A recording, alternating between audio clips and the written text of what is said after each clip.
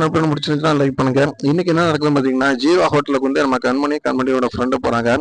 ஹோட்டலுக்குள்ள போனவொடனே எல்லாருமே வந்து இவங்க வந்து கஸ்டமர் தான் அப்படின்னு நினைச்சிட்டு கரெக்டான பதில் சொல்லாம ரொம்ப அலட்சியமா போய் உட்காருங்க, இப்போ நாங்கள் ரெடி பண்ணி கொண்டு வரோம் அப்படின்னு சொல்றாங்க. நீங்க வந்து என்ன சாப்பிட்றீங்க அப்படின்னு சொல்லி கேட்குறாங்க.